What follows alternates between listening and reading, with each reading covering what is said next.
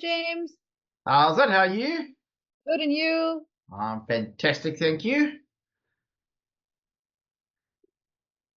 We got two Jareds. Oh dear. Yeah, one is enough, eh? Uh, maybe What? one is. Maybe it's the phone and the laptop.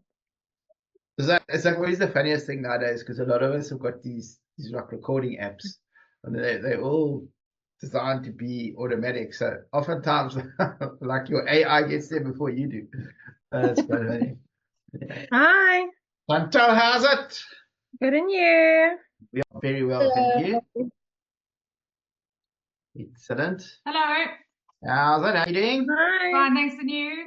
Good, good. No I'm just complaints. going to make excuses for Alicia. She is out of office at the moment. She's gone to a client meeting. That's all right.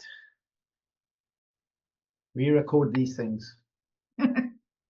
Now we've got one Jared. Jared, how's it? Are you there? Maybe. Yeah, I'm just trying to get my laptop sorted out. So at least I've got two Zoom things open up. So if my laptop doesn't work, then I've got my phone on standby. Is that why we got two Jareds on the line? Okay, that's all good.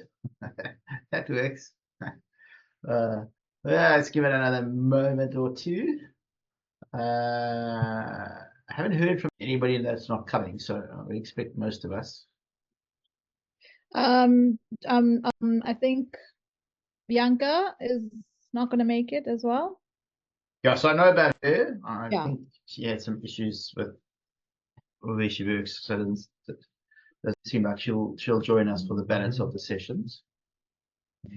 What I actually suggested to her was to maybe join, but she probably wouldn't work on anything related to CISA, but I mean, at least to join and learn. And she could apply that on her own profile, like her own personal profile. Yeah, I mean, I don't know what the issue was. I didn't get into it with her. She just sent me a message, but it seems a little short-sighted from the company's perspective. Yeah. But yeah, corporates are funny creatures. I deal a lot, obviously, in the space with accountants and financial advisors, and so a lot of times when I'm dealing with the financial advisors, they'd be like advisors at a Liberty or something like that. The big insurance companies. Yes, yes. And when we got to that point where we put together the banners and things, Yeah. then it's a production. It's like, what can you and what can't you do, and then these colors and that logo, and then sometimes you can and sometimes you can't. So corporate is tricky, and they have to be, because when you're running a big organization, you can't accommodate like little bits and pieces. You've got to be quite strict so that you can create a system for people. Yeah, you got to be on point. So it's a bit of it just happens. So I've learned a long time ago not to fight with the corporate. It's just like, okay, that's what you say. That so be it. We can help you. But anyway, I don't know if Mel's coming. I don't know. Anyway, let me get that started. Let me check on her whilst you are starting. All right. Well, let me give you a second. I think we're fine. Looks like we've got a small group, so we'll whip through it. Yes. James, okay. Now, Esther sent me the thing of what I've missed. Okay. So I've updated my LinkedIn profile to not last week, the week before when I wasn't here. Okay. Yep. The other thing is it wouldn't let me play last week's one. So that I definitely missed last week. So please bear with me. Okay. What do you mean it wouldn't let you play last week's one? It wouldn't, for some odd reason, it just wouldn't let me play. It let me play the week before's and the other 3 weeks one, but it just wouldn't let me play. Let me play last week's. So I've updated my LinkedIn profile accordingly. So let's just hope I'm not that far behind. Okay, let's see what is there. I can never remember this bloody URL.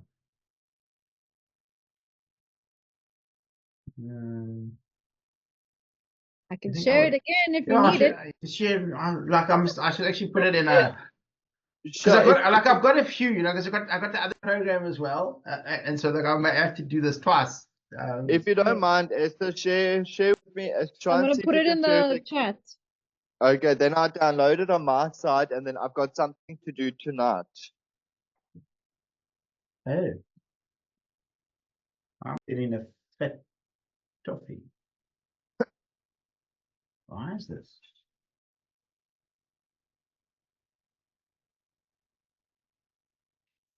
Lily isn't answering her phone, so I'm guessing she's busy in something else. So yeah, I've sent her a message anyway.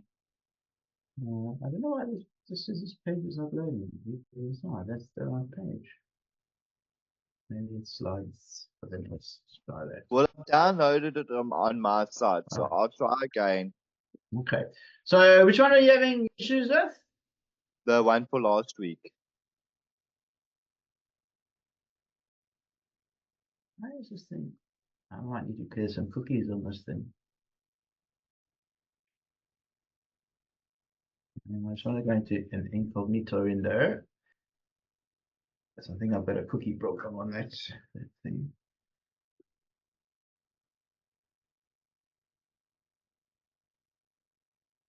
Cookies will be delicious right now. And, yeah. Okay. I will have to sort that for you. Well, I'll check on Esther's later on, and if I do have a bit of an issue, I will gladly let you guys know. All right. Cool. Okay, well let's dive in, let you know what's happening today. Let's move us out the way. And,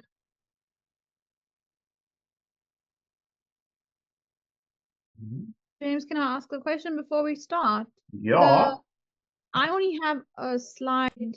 I mean, I only have session 4. I don't have or last week did we just carry on with that?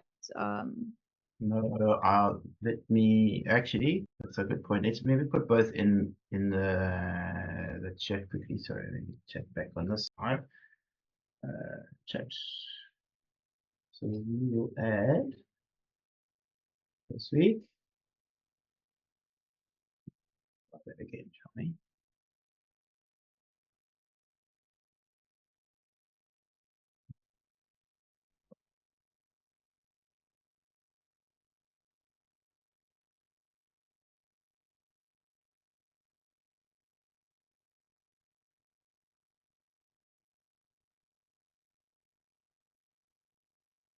So I'll start with today's note, and then I'll add in last week's note also.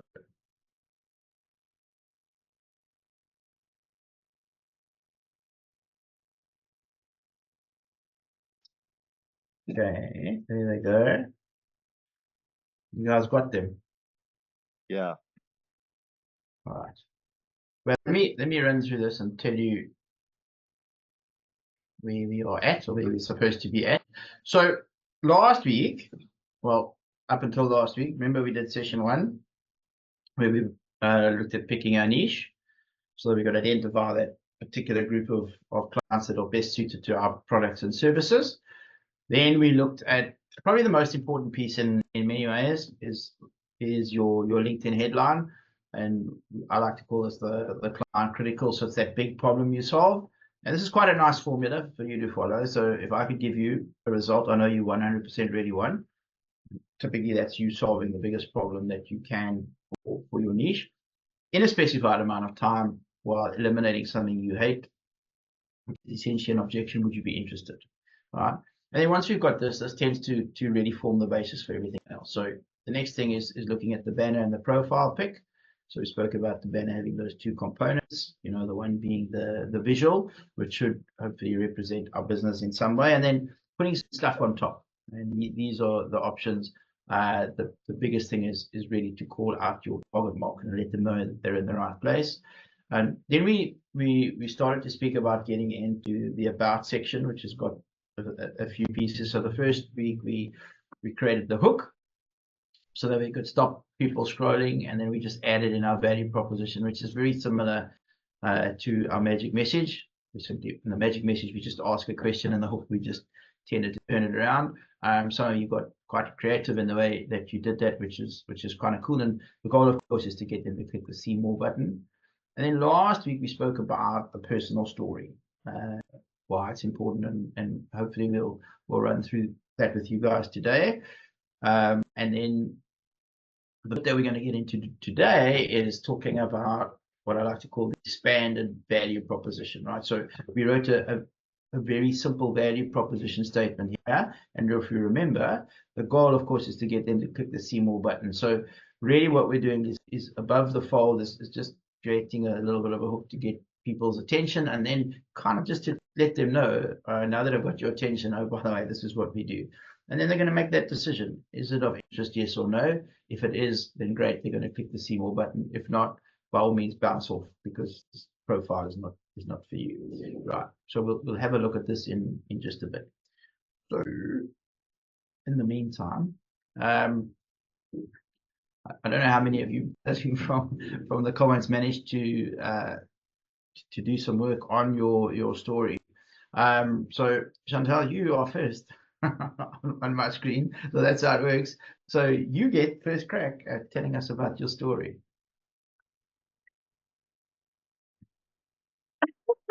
Oh, that face! And you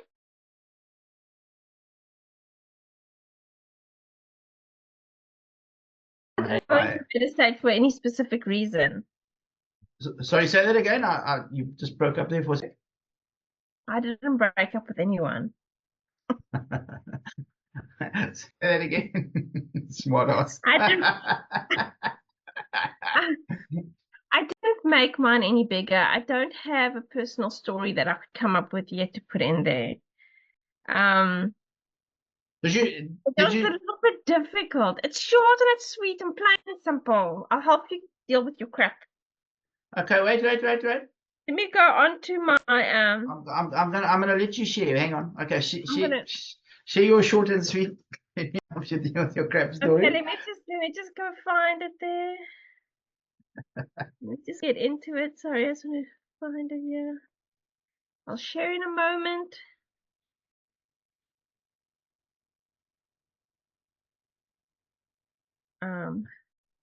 Me. There we go. My profile. Not sure what you're sharing, but Okay, but I'm getting there. Okay. Let me go pick my Zoom now. I'm trying to do it the way that you taught me, and I'm gonna share. Oh, I don't see anything on the screen. yeah, me neither. Oh, hang on. I gotta allow something.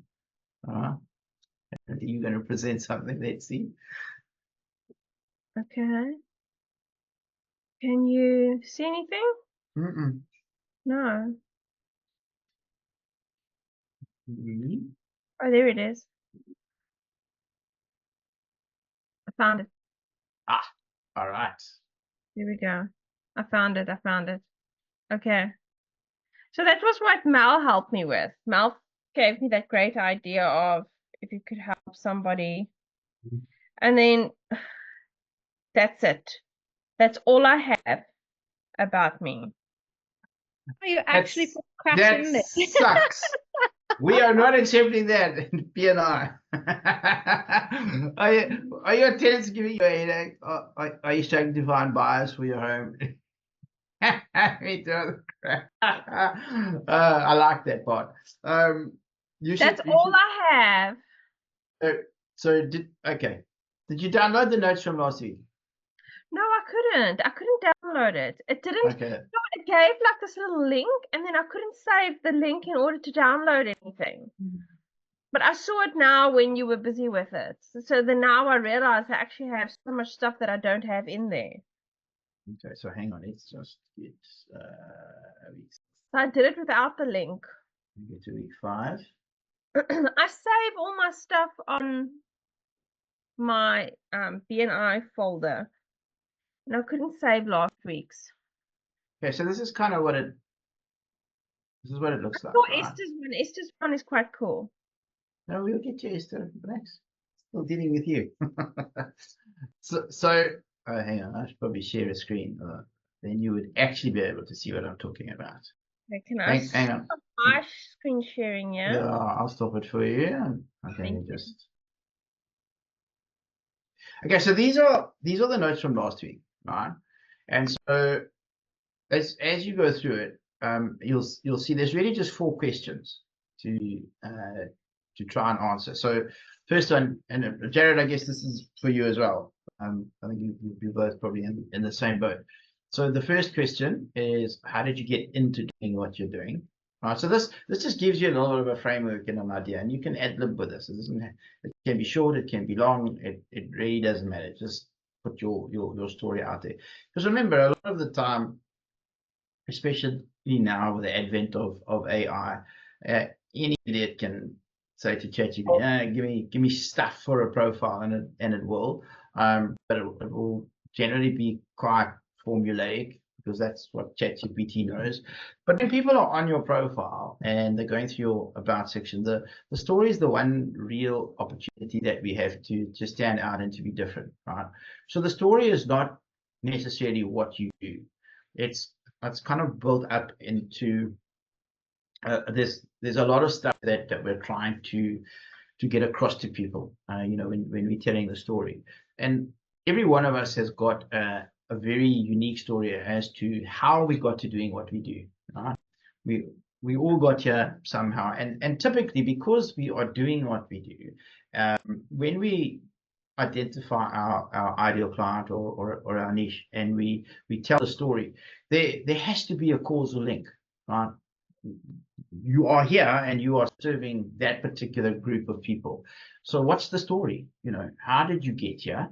Why the heck are you still here? Why have you not left and gone and changed it to do something else? And pretty much how do you help? And many times, that story tends to resonate very specifically with the group of people that you're dealing with, because the story for each of us is very unique, and we're trying to bring a little bit of authenticity, if you like, to the profile. So typically this goes in one of 2 ways. Okay, the first type of story is like mine, where it's quite dramatic, and something had happened to me, and because that had happened to me, I took what had happened to me and I created a solution for that, and therefore I'm now able to present the solution to people like me. That's a very, very strong story, but not everybody has that opportunity, right? Because some people's stories are not dramatic like that one. In fact, some might even look quite unremarkable. But to be frank with you, I mean, I also a number of the people I deal with is like, I decided I wanted to be an accountant. I went to, I got decent marks. I got in. I studied the passport first time. Went to Pricewaterhouse. Here I am. I'm an accountant now. It's like there's nothing remarkable about that story, but that doesn't matter. There doesn't have to be anything remarkable. The fact of the matter is that person went through a process, and there's going to be other people that recognize that. So to some people, that is actually a remarkable story, right? It's like, wow, you actually passed the board first time. You went straight through. You've got to be quite a solid citizen, and for whatever reason, that's going to resonate with a particular group of people. Now, taking that particular story one step further, what often happens in that type of scenario where I find we, and I'm referring to all of us now, where there's the opportunity for us to be able to service a wide range of clients. So the reality is most of us we don't have to be pigeonholed into a particular industry, etc., right? Because we typically can service multiple industries. So let me just pick on the accountants, because it's an easy example for all of us to understand. So technically, an accountant can literally service anybody, right? But that doesn't mean that that's what you should do, because as you start to think about your personal history, right, and your personal relationships and the experience that you've got, you'll start to find that it kind of makes sense for you, because you're going to resonate a lot easier with a certain part of the market rather than just anybody. So like in my case, obviously I dealt with accountants because I was one. But what often happens in the scenario is you go into it, and then you pick up a client somehow, right? there's often an interesting story that has led to that event. Doesn't matter how that happens. Now you pick up this client somehow, and then what happens is you solve the problem, and then typically from there something happens that forces you to be the expert. Like it's maybe you had to do something extraordinary to solve that problem, or maybe you solve that problem so well so that they start to now refer other people to you. And that's how the story builds. So the story can really be your own story, or actually it can be partially your own story, kind of like how you got to the point where you're doing what you do. And then at some point, something happened with a client that really maybe changes your direction ever so slightly. But that's actually why you're doing it for that particular group of people. Okay, so hopefully that will make a little bit of sense. So what I want you to do for next week is just go through this again, right? So just try to answer these questions. So how did you get into doing what you do? And oftentimes that sort of introductory piece is the piece that pulls it all together for everybody. It's like the story's got to have a beginning. That's like the beginning of the story, right? Then it's like, why are you doing what you do, right? So even in that example of the accountant, well, I always wanted to be an accountant. Like, there's probably a reason. Like, why the hell did you always want to be an accountant? Well, because I saw CAs driving around in cars and I knew they made a lot of money. Or, you know what, my parents were both CAs, and so I thought that that was a good idea. Or I've always been interested in business, whatever it is, right? So there's just a little bit of substance to it. Like, so why? And this is the part where people get to know a little bit about you, you know, in terms of the person. And then, all right, that's all good. So we got to this point, but now you continue to do this. Why? Why do you continue to do it? Right? There's probably some love or some passion. Don't tell people just to have a job. Like, that's not the right answer. But generally, if we are passionate about our business, there's a reason that we continue. And some of us have got quite strong personal reasons. That's why this is the why story. And oftentimes, if your why resonates with their why, it takes it to another level. And then now specifically, so why have you chosen to deal with this group of people? You know, so that was the idea of I started dealing with I'm an accountant. I started dealing with this particular type of person for whatever reason. That's that funny little story, and now I've stayed dealing with them. Right. So there's different tentacles, and you can share as much or as little information here as you like. Okay. So hopefully for Jared and Chantal, that will help you a little bit to sort of just take it to the next screen.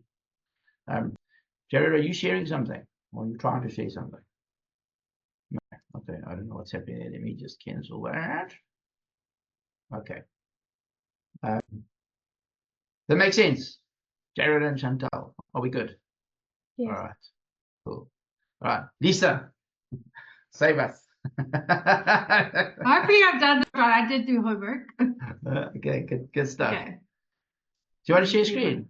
Yeah.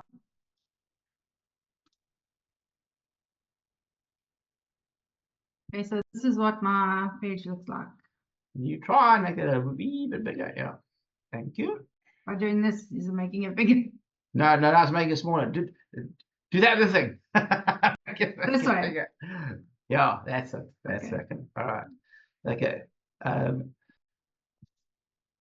So talk us through it.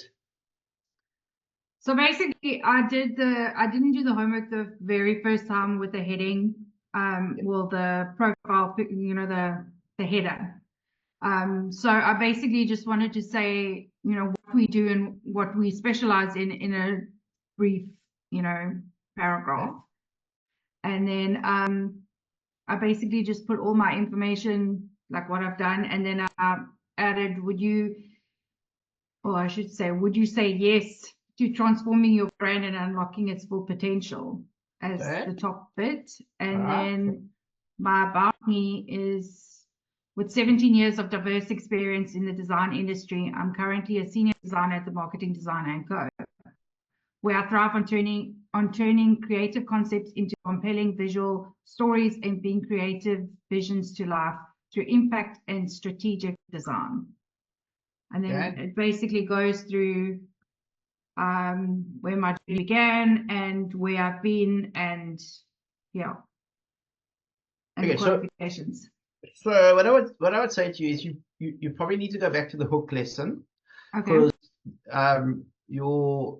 your first paragraph there, that opens up with 17 years of diverse experience. Yeah. That should come a little bit lower down. So after you've got them to click on the see Okay. more button, because put yourself in the shoes of your client, and they're reading that. At this Yeah. point, it's like, so what? Because I'm still technically not sure what you do.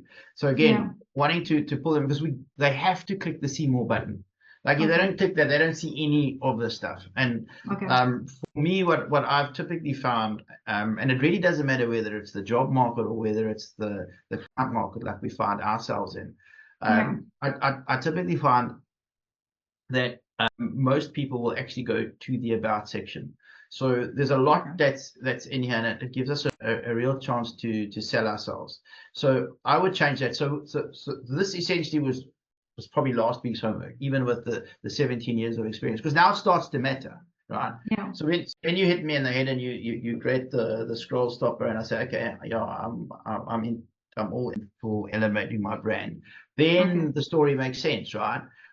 17 years of experience. Okay, I quite like that. I would really happy to deal with someone with 7 years of experience, and I'm a senior designer. Okay, so we know who you are, where you've come from. I am in turning creative concepts into compelling visual stories. So that second bit could actually be part of your sort of value proposition statement. I'll just take the first bit out and turf it a little bit lower, right? Because it's just a bit too early. Okay, so tell us about your story. My journey began. Okay, my journey began at Two Boys Advertising in East London, which laid the foundation for my career. I then worked as an in-house designer for Premier Hotels Group, further refining my skills. A decade at Gemprint followed, where I gained invaluable experience in the printing industry, enhancing my expertise in design production. I hold a diploma in graphic design from Nelson Mandela University, where I developed the creative and technical skills that have fueled my career. I'm passionate about crafting visual stories that resonate, committed to collaboration, and constantly seeking growth in dynamic world of design. Let's connect and share insights on innovation and creativity. Okay, so I know a little bit about you, but I don't know much about the person. Like I know what you do because you told me, and I know that you are competent at what you do, or at least I can infer that from what we see here. But I haven't quite got the personal touch. Okay. So I'm looking for a little bit more. So when you're creating these stories, and you don't have to share like your deepest, darkest secrets. It was actually really interesting yesterday. I had a couple of people that went quite vulnerable, and the stories are really, really powerful when you do that. And it really makes the about section resonate. And then there were others that and I knew the stories, independent of us doing the sessions, and they chose not to, but they still told a story that at least gets people to resonate with them, because what you're trying to do here is you're trying to get people to know who Lisa is, who's the person, right? I can understand that that's what you do, but that's not who you are. Like you're something different. Do I like you? Do you have the same value system as me? Like, tell us a bit about you. How did you get into this thing? Why have you chosen to do it? Why do you have a passion? Okay, you've done it 17 years. Why? So what was the bit that came before that decision? And then sort of bring a little bit of that in, so that you bring real personality, I suppose, is the word, that personalization to the story, so that people can get a sense of who you are. It's quite different doing it this way. I've always, every time it's something with business related, you've got to be professional and you've got to keep your personal life and your professional apart. And now you're telling me the opposite. It's going to take a while for my brain to go, okay, let's smoosh it together slightly. Again, people say, how much should I put in there? Like, put what you're comfortable with. Right? If there's something you're uncomfortable with, I agree. You won't put that. But when you really sort of draw back the curtain and you think about it, the reality is people want to deal with people. That's all they care about, is they want to know who we are. And so this is really all you're doing, is you just telling them a little bit about you. So by the time they get to the end of this, they're thinking, gee, I like this person. I'm going to accept this connection request, or you know what, let me book a chat on the calendar. This is worth a chat, that type of thing. Okay. All right, cool. Good. Thank you. Thank you very much. Let's see who's next. Hello, Mel. See you snuck in there when we went. Hello, everybody. Well, guess what? Apologies for my tardiness. That's okay. I was with an emergency case, Okay. so I'm present. Well, tell us a good story then. I don't know about a good story, but I'll share my story. How's that? Share a story, yeah. So I haven't changed much from last week because you were very happy with it last week. So why change something that's not broken? Yeah, So this is my start of it, and then there is the value proposition, and then my about section. Yeah, my about section. It's wait. Before hang on. Refresh again. Just hit F5 or refresh your page. So before you click the see more, I just want to see what showed. Oh, okay. So like this is the challenge. What you're going to see now, guys. Yeah. Hit that reload. That's a challenge for all of us as we do this.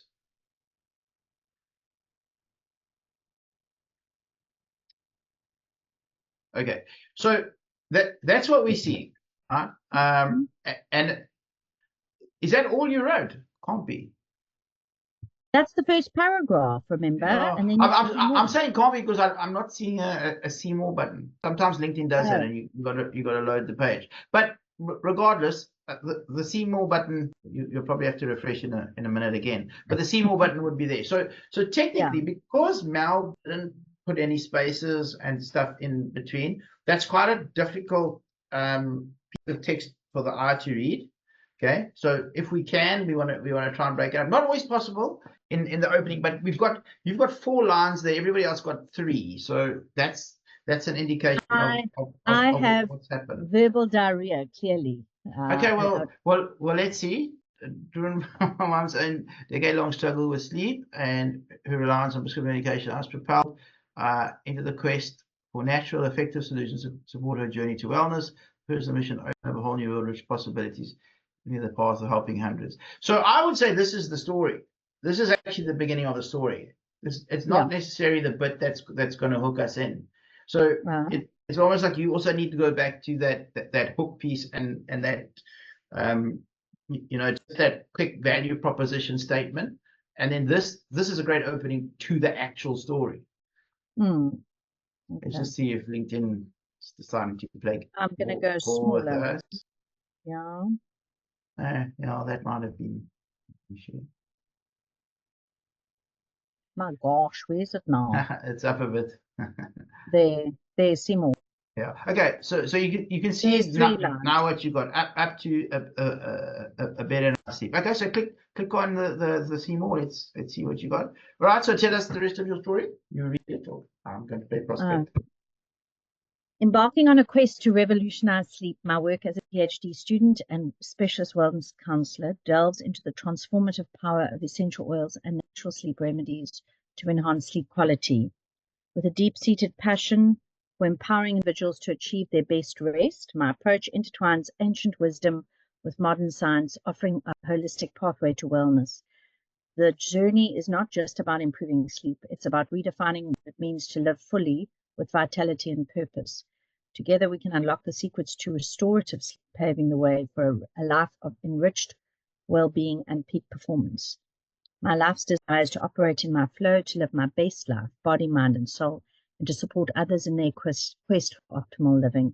Join me in this journey and let's explore how we can all flourish in harmony, nurturing our body, mind, and soul for a life of true wellness. Most of it's quite good. Some of it is applicable to what we're still going to do.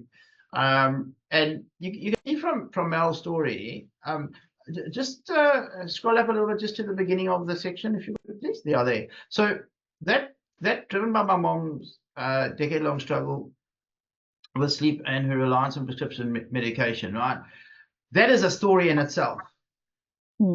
Okay, I'm pointing that out to everybody else. she didn't have to have a long, involved story, because that tells you pretty much everything that you need to know, right? As far as that's concerned. So Mel's story isn't necessarily going to be long and complicated. And then from that, she transitions into embarking on the quest and what she's doing. So it kind of all gels and makes a lot of sense without actually having to say a lot. So sometimes you can be relatively lucky in that sense. When I'm dealing with my one-on-one clients, we often have an opportunity to dig really deep into the story. We spend an entire session and I ask them to tell me their story, and I probe and I ask 20,000 questions, and then we try to pull out all of the pieces.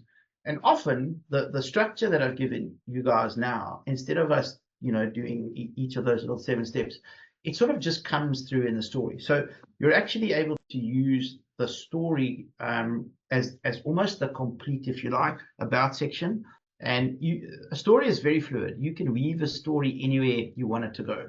You can let people know anything. You can quash an objection. It really is fantastic. Sometimes we don't have to do that, and sometimes a nice, short, concise story will do the trick, and then you've got a little bit more space to do something else. So just everybody just play with your story, but people just need to know a little bit about you, right? So there might be a little bit more, just in terms of personal that you might be able to weave in here, right? I'm not sure, and you'd have to see. Yeah, I'm happy to look. And again, my own personal story was one. It was my mother, but I also had a son who was involved in a vehicle accident and had a traumatic brain injury, and so at the age of 13, he was put on sleeping medication. And 11 years later, he was still on sleeping medication. And so when he saw the impact that this sleep protocol was having on my mom, he approached me and he said, I don't want to live like this anymore. I want you to help me. And so I have another story. Obviously, I have a lot of stories about this, but those are the 2 reasons I was looking for solutions. It was about 2 people that were 2 of the most important people in my life, 2 that I loved the most. So yes, I've helped thousands of people who are strangers, but for me, it was about 2 people who I loved, who were struggling with something. I was looking for solutions for them, and that's what diverted the path of my life to then literally focus on this to find solutions for people I love. If you are comfortable sharing that, I would share both of those stories. The one story was a one-liner. The second one, when you spoke about your son, you had a lot more emotion in your voice. Like that touched you. I don't want to be judgmental, but that touched you more than it seems like the story with your mom. That really, I could hear when you told me that story, just in those few little lines, that was the thing that is really driving you. Yeah. If you can capture, and again, link the 2 together, it's perfect, right? Yeah. But if you can capture in words what on paper that same sort of emotion that you just captured now when you spoke to us, because you had us all of it as we were listening to this. Like, this is now wow, and think about the people that you're going to help, right? Yeah. When they see that, and like very specific about how long he was on medication, etc. Suddenly there's a different level of empathy, right? My mom couldn't sleep; she was on sleeping pills. That's one level of emotion and empathy. The other story, my son in an accident, issues with his brain. It's gone on for years. Now people are like, wow. Because people are feeling for you as a mother. That's where this whole thing starts. But it soon transcends that, right? To wow, what a strong woman, and wow, how amazing is this that she made this her life's quest. So if she could help her son after so many years, and her mom, honestly, if I have any issue whatsoever, it must be able to be sorted out by Mel. But also what that second story does is it starts to show people more than just I'm not sleeping so well. It's actually showing a much deeper level of the type of problem that's out there. Yeah. So if you're comfortable with that, I'd definitely go there. I think that takes this profile up a good few levels if you can do Happy that. with that. Yeah. Anyway, so that's a great story. That is very, very powerful now. Okay. Excellent. I'll work on that. All right, cool. Thank you, Mel. You're welcome. Esther, you're up. Right. Where is my LinkedIn? I had it here just now. It looks like Jared's listening to music because he's bopping like this. Jared? Yeah. I've got two devices linked up. So I've got one and then I've got a delayed sound on my phone. No, you look like you're having such a good time. Like I'm having such a good time. Oh, there it is. Sorry. Just trying to find where it was. Oh, okay. There we go. All right. And you see. Yeah, just refresh your page. I just want to see what your above the see more button looks like. You were quite a bit in there. Okay. I actually did the whole thing, James. Well, you're an overachiever, clearly. Okay, read it to us. Okay, so a member of my family got into a lot of trouble with SARS and lost everything. They had to pay off the debt. This is why I help small businesses run compliant businesses while they plan for future growth. Should I carry on? Strong. Yeah. As a finance manager for multi-million company for many years, I saw small businesses struggle. Okay, go. See more? Yeah. Struggle to get new business because they lacked compliance. I set out on a mission to change this one business at a time. And then I carried on. After helping small businesses for the past 7 years, I have found that small business owners do not have the time to manage their business finances. Basic information about how to run a compliant business is confusing to follow. Legislation changes often, and keeping up with it is difficult. And business owners are not accountants and tax experts who know how to prepare financials and file tax returns. Kind of long. Okay. How I help. So I set up a free consultation with you, discuss your business needs, carry out compliance checks. Yeah, it's just kind of long now. Stop there. Reason being that's what we're going to cover today. So your story is quite short. You have, if you want, you have opportunity to do a little bit more, right? Okay. So a very strong opening, right? The hook tells you everything. So it actually starts the story, but it's incredibly powerful. People are reading that, and you're definitely stopping to listen. And so already, even before they read the rest of it, like they already understand what's going on and what you're doing and why you're doing it. And then you sort of you go straight from there into as a finance manager of a multi-million company, and it's very short and succinct. You definitely have an opportunity to give people a little bit more of a sense of who you are, why you're doing it, why you're doing it for them. Although that being strong enough, that stands on its own, right? Like if you left it like this, you'd be more than fine. I'm just thinking that maybe there's a little bit more that you can do in terms of just a little bit of personalization.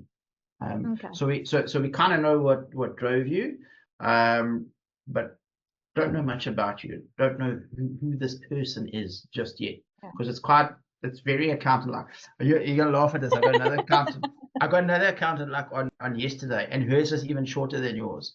So we get straight to the point, James. So you do. So I say to her, listen, man, why don't you put a bit more personality into it? She looks at me, she says, that is my personality. I'm not changing it. And like, all right, fair enough. This works. But if you want to put a little bit more personality in it, you certainly can. Okay.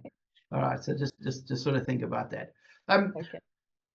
Also, this idea of people kind of resonating with you and knowing why you help them, but like even and she's done it even shorter. Honestly, those 4 lines that you see there, those first 4 lines, it kind of tells you everything you need to know, right? Without adding anything more personal, but it's fairly obvious as to what's happening and what she does. So you see, sometimes you can tell a very short story, and it can be quite impactful for people to know. All right, so let me quickly dive into today's stuff.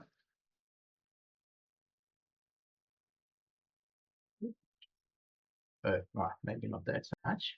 Let's try this. Okay, so I want to talk about the expanded value proposition. So up until now, as we see, we created an opening hook, and then we created the short value proposition statement, which really is a derivative of this, right? So our main message, which is our LinkedIn headline, that's the main thing, and then it becomes quite easy, you know, creating typically some sort of hook, and then using it as a springboard to justify your value proposition. But this again is relatively short, and obviously the idea after stopping the scroll is for them to decide, well, okay, does that value proposition resonate? Yes or no. If it does, obviously then we're clicking on the see more button. Now, that being said, that's generally short, sweet, to the point, and quite hard hitting. But the way that you want to think about this now, when people are looking at your about section, apart from the first bit that we discussed, where we're putting in some story and we're putting in a little bit of personality, now we're starting to transition away from that a little bit, and now we are going to get matter of fact. All of us are going to get matter of fact, and so in terms of the expanded value proposition, what you want to do is you want to think about if you are sitting face to face with a prospect, right, and you are now pitching them a proposal, or you've got to the point where you're explaining what's going on. If they don't understand something, they're unclear about something, they're not convinced about something, they've got an objection, you'll see it in their body language, right? And you can adjust to that, right? You can ask them the question, they'll give you the exact issue, and you can solve it there and then. When you've got your LinkedIn profile, which is now your online sales page, it's going to work for you 24/7, but like, you have to think about a lot of these things before you actually present it to them, because you're not there to answer the questions, right? So think about the sort of questions that people would have, maybe about you personally, or certainly about the product or services that you create, before they would be ready to ask you for a proposal or to take you on as their service provider. So that's really what we're looking at. And I'm going to give you some guidelines, but honestly, you can put anything in here that you think is relevant, right? So there's a few questions that I find are quite useful to ask, right? So the first one, and we've probably covered this already, but sometimes it makes a little bit more sense also to bring this into the value proposition. So the first thing here is, you can obviously expand a little bit on the niche or the target market that we identified in our value proposition statement, or essentially in our headline, or in our banner, right? So here's an example where I could say, where, as you know, I'm dealing with accountants and financial advisors. So let's talk about accountants specifically. So instead of saying, oh, I'm dealing with accountants, my reality is, if you think about it, I don't deal with all accountants, right? Because if you are not an accountant in public practice, you actually are not the person that has the responsibility to bring in new clients. So if my business is revolving around lead generation and client generation, you're not even speaking to me, right? Because you have no interest in what I have to offer. There's somebody else in the organization that deals with that. So therefore, I need that specific group of people. But I can be even more specific here. So you'll see I say I specialize in accountants in public practice, right? So I've been very specific. So now they know, okay, I'm running my own business, right? This is for me. And in this particular case, I went real granular. I said, well, who in South Africa, who've got 1 to 2 partners with less than 10 staff. Again, that's an example of me really understanding my niche particularly well. So the significance of 1 to 2 partners is that I found personally through experience, and again, this is a great way for you to bring your experience to what's happening here. I found from experience, if I was trying to pitch a partnership with 3 or more partners, though I could never get those 3 or more people to be in one room at one time. Like it's impossible. It's like herding sheep and cattle and chickens and everything to try to get those folks in a room. And if they do get in a room, they're not talking about me. They're talking about other stuff, right? So I made a conscious decision in my world to only deal with 1 to 2 partners. And typically that would be 10 to 20 staff, right? So when I call this out, right, when I'm doing my search on LinkedIn, that's actually who I'm searching for. So when I send them to my profile and they get there and they read this, they say, oh, okay, yeah, this is for me, right? So being ultra specific, it's kind of like it's like creating this us and them type scenario, right? Yeah, okay, I fit in. This is a specific group just for me. This product is not for all accountants. It's us, for us small guys. This is just for me. So this is a very, very powerful thing to do, right? If you can narrow your niche.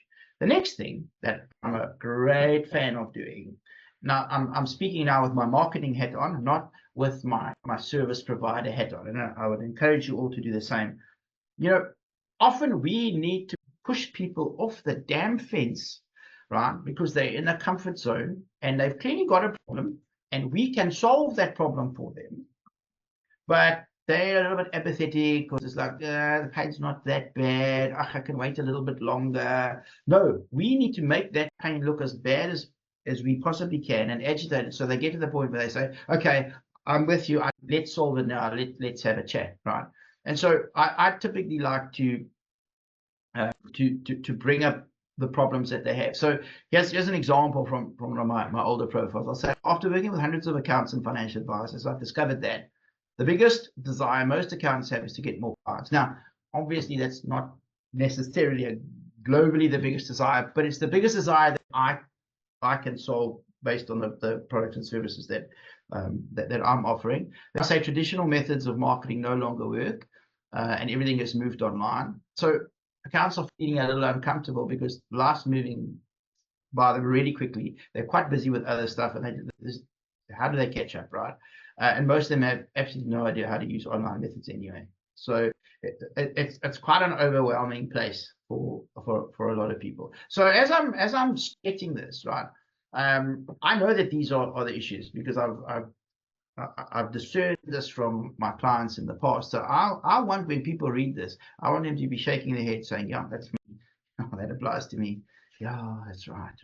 And I'm wanting them to start to feel a little bit of pain. Okay, so this is really cool. Agitate the problem. And the best thing is just, ask a few questions or just state that you know that these are issues. And then you have to solve that pain, right? You can't just go and create pain and leave it there.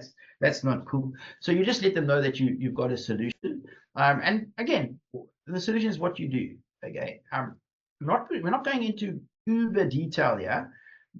So if your elevator pitch was not clear, so that first value proposition statement that went with your hook, like sometimes it is. It's like, that's it. It's clear that there's no issue there. But sometimes you need to say a bit more, right? Or you feel, in order for them to really get it, there's a few other things they need to know about me, about the service, about everything. Then you can add that clarity, right? So here I say I can let my prospects know that I use my proprietary LinkedIn system to help them to book more meetings and sign up clients. So how do I get clients? Well, I've got a LinkedIn system. It's a proprietary system. Again, I'm not telling you how I do it at this point, but at least I'm giving you more clarity. So I'm not just saying, oh, I help you get leads. So now that at least they've got some idea, okay, it's on LinkedIn. I can kind of get that, oh, and there's a system. And then what you can do, if it makes sense, is you can dive in and now you can start to tell them how you do it. Okay, and part of the how you do it could just be, look, these are the products and services that I have, and at this stage you would do this at a very high level. Okay, or you could take people through the process. So let's take this course that we're on now, this process we go through. Let me go back one step.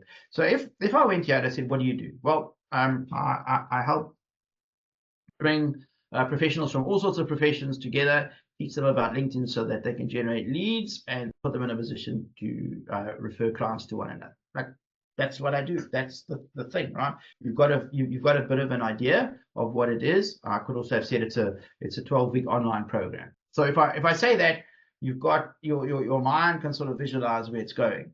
But then if I come here now and we say, well, how do we do it? We say, okay, well, it's a 12-week program. We meet for an hour to an hour and a half every week. I teach you a little piece of the LinkedIn system. I then send you away to do homework. You do homework. The first thing we do when we start the next session is to go through the homework. This way, everybody gets to complete their profile and their LinkedIn system that's going to generate them leads, and everybody else gets to understand a little bit more about each other, and so that at the end of the process, everyone feels comfortable and happy to refer clients to one another. So that's the how. So again, I haven't told you like the absolute detail, but you can now make a decision based on what I've just told you, whether you think this is a sort of program that you might want to get involved in. And it's the same for all of us, right? So if you feel that there's some detail that could help people to make a decision, so think of it that way, then you want to put it in, right? But you don't need to give away the farm yet. They don't need to know every single thing. It's still quite broad, but it's a nice way to to give people that indication of whether they think it's worth their while to take the next step, which is obviously to have a meeting with you. So bearing that in mind, I've given you a few questions here that'll help you with this. So the first thing is describe who you help in some detail. So we spoke about that, right? And think about it, because this really is a great opportunity for you to call your niche out in as much detail as you want. Because it's a funny thing. So most of you will know I'm a Manchester United supporter, which causes me a lot of grief, as you can imagine. But the interesting thing is that when I'm speaking to different people, when I speak to someone else who's a Manchester United supporter, man, like we are like this, eh?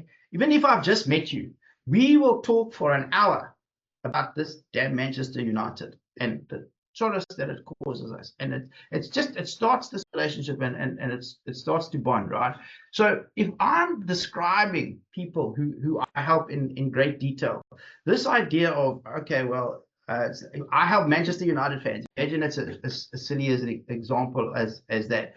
If you're a Manchester United fan, now you understand, okay, this product is for me. So it's this idea of being part of like an exclusive community, whatever it is. So there's a stupid example being Manchester United fans. It doesn't have to be that. It can be something else, accountants in practice, whatever it is. But people just get an opportunity to see themselves as that community. In other words, that niche. You remember we said that group of people with the characteristics that similar set of characteristics, specific set of characteristics that make them liable to use your product because your product or service gets to solve their problem the best. Call that person out in as much detail as you can. So when they see it, they say, yep, that's me. I'm in the right place. These are my people. Right? Again, list the 3 biggest issues your target market has. So that was a little bit about agitating the problem. That's kind of a cool idea. What's their biggest problem? We've probably solved this one already. But if you haven't, you can bring it up again. It's in our magic message. It's in our value prop statement. But sometimes you want to just reinforce it. You can. Again, what do you do? Again, just a couple of bullet points. And here, I cut Esther off, but if you sort of looked at her profile, she's kind of got those bullet points, and she was about to go into how she did it. If you're going to do this, right? So let's say you're an accountant. Let's just use that example. Don't go into the minutiae, but you can say, look, I do bookkeeping. I do payroll. I deal with subsea.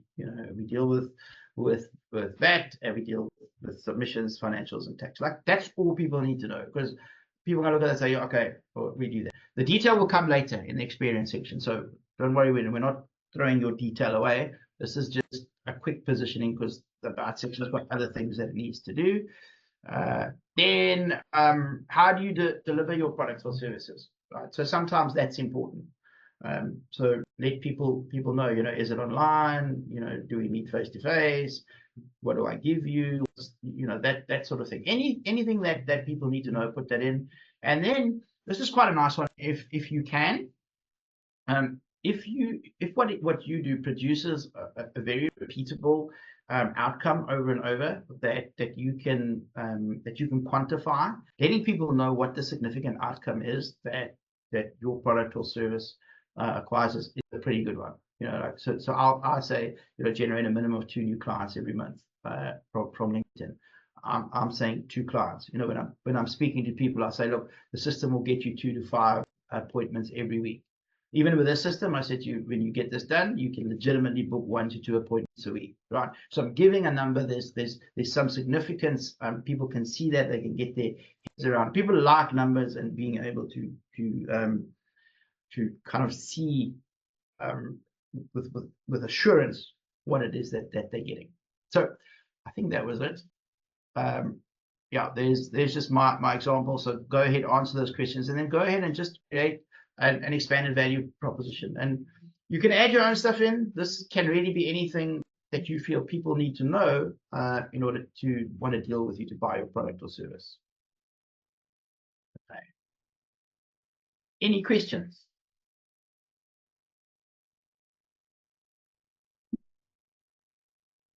No questions on my side for now. You guys all happy? All right. I will make sure that everything gets uploaded. I'll make sure everything is there for you guys to access. I'll just double check it so you can download. So those of you that need to pick up last week and sort that, do that. And then, you know, just apply your minds to this. It's like, imagine you're pitching to someone. What do you need to tell them? It's probably what you want to put in your extended value proposition. But just use those questions as a guide, and that's really what it is. It's just to trigger some ideas, and if there's something else that you feel you want to say. That's the whole point. Okay. So James, just as a comment, I'm enjoying the journey because it's almost, for me, it's like we started with this blank canvas, and week on week we add into that, and there's another dimension, and there's another, you know, an element that we are adding to this canvas. And I think in the journey too, we are changing because the way we look at what we're doing. So I think it's I'm seeing this more as an evolution, you know, and it's a it's a development. So I've certainly loved the process, and I know we're still in the journey, but I've loved the process, and I think as we learn, and I love that it's like really is bite-sized nuggets, you know, that you're giving us. And I love the practical application in terms of those questions, and then we go and do it. I'm loving seeing how even we are all developing in that journey. So thank you. Wow, thanks. Yeah, it's very cool. Yeah, sorry. Sorry, it's just almost as if we can take this information that we're learning and add it to our Facebook pages as well. That's the whole point. You can add it. You can add it anywhere. One of the things that we'll do that towards the end is we'll make sure that your BNI profiles mirror this information. You'll find we'll probably cover everything that you need. So that'll be one thing.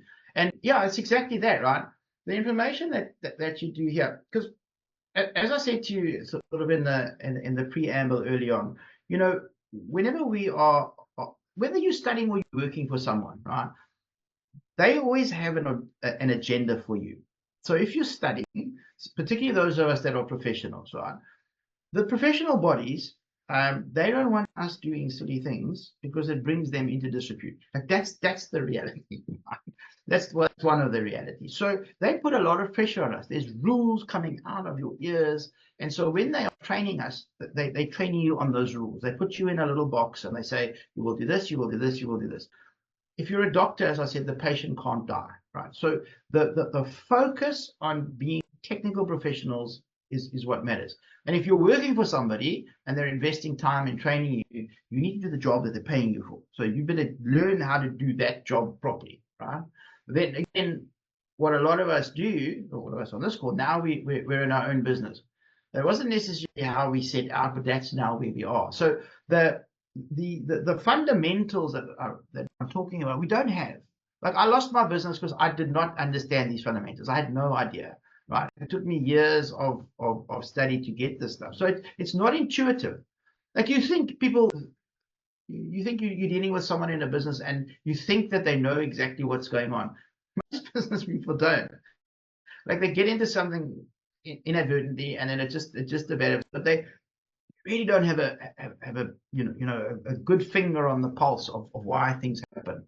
And so us going through this process takes you back and gives you that opportunity to create the grounding. So Chantal, what you're saying is very true, because the reality is when you are done with this, even if LinkedIn implodes the day we finish, it doesn't matter to you. You're going to take everything that you've learned and you're going to transpose it somewhere else. So if you do have other profiles, LinkedIn, Insta, etc., take it there. If you've got a website, take it there. If there's other marketing material, all of this stuff is as relevant as anything. And in fact, if you hadn't created a website before, literally you've got all the ingredients to go and knock up a really good website that will resonate with people and it gets the message across very quickly. So yeah, there's a lot, as you say, it stacks week after week, but that's exactly what happens. All right. Awesome. Thank you. Thanks, Jan. All right, folks, you are most welcome. I'll see you same time, same place next week.